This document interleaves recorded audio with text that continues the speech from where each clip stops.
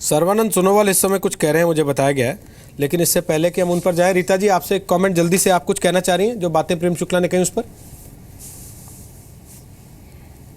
बस दो छोटी छोटी बातें। पहली बात तो ये अभी आंकड़े पूरे आने हैं। इन्होंने कांग्रेस के आंकड़े तो बोले और अपने लिखा दस्तक। इनको जरा 2014 से कहिए कि इन सभी राज्यों में अपने वोट को कंपेयर करें कि मोदी जी ने जब 2014 में विकास का, सबका साथ सबका विकास का नारा दिया, तब कितने प्रतिशत वोट इनको मिले इन राज्यों में, अब कितने प्रतिशत मिले। आने दीजिए आंकड़े, तब हम बात करेंगे। जहां तक असम की बात है, कांग्रेस को तोड़ा गया। कांग्रेस को तोड़ के एक बहुत ही प्रमुख नेता जो कि एक ट्राइबल नेता थे उनको लिया। उन्होंने वहां पर असम गण परिषद को लिया, बोडोलैंड पार्टी को लिया। अगर आप इतने मजबूत थे, राष्ट्रीय पार्टी तो अकेले लड़ते, आपको वहां भी हैसियत का अंदाज हो जाता।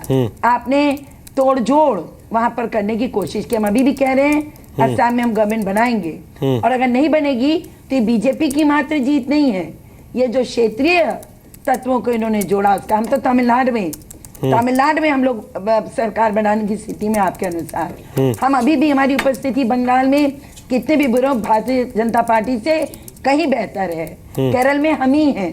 तो ये क्या बात कर रहे हैं, ये जो कांग्रेस की बात करते हैं, कांग्रेस की उपस्थिति हर जगह है।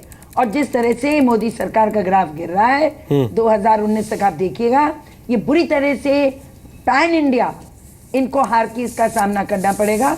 अभी चाहे जितना खुश हो लें, आंकड़े आने दीजिए तब विश्लेषण करेंगे। अंतिम आंकड़े आने दीजिए। चलिए, हम एक बहुत छोटा सा ब्रेक लेके वापस आ रहे हैं। आप टी.आर. रामचंद्रन साहब हमारे साथ नहीं रहेंगे ब्रेक के बाद, क्योंकि वो निकल जाएंगे।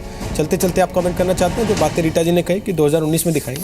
कि मेरे ख्याल में कई चीज़ें बहुत जायज़ हैं जो कांग्रेस स्पोक्स पर्सन कहते हैं, और थोड़ा एग्जैजरेटेड सा मुझको लगता है जो बीजेपी के स्पोक्स पर्सन कहते हैं। बट एक चीज़ जो बिल्कुल स्पष्ट होकर उभर के आ रही है कि 2015 से थोड़ा बीजेपी के फॉर्च्यून्स बदले हैं।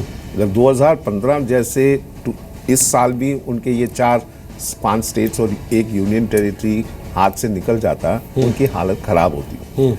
अब जो असम में हुआ है, ये अभी सिर्फ एग्जिट वोट है, पर इशारा वही है कि बीजेपी अपनी सरकार असम में बनाने की शक्ति रखती है। और ये मेरे ख्याल में एक बहुत बड़ा ब्रेक थ्रू मोदी साहब के लिए है, और बीजेपी में एक कॉन्फिडेंस आएगा कि अगले साल की यूपी के इलेक्शन जो सबसे क्रूशियल है, उसको कैसे वो डील करेंगे।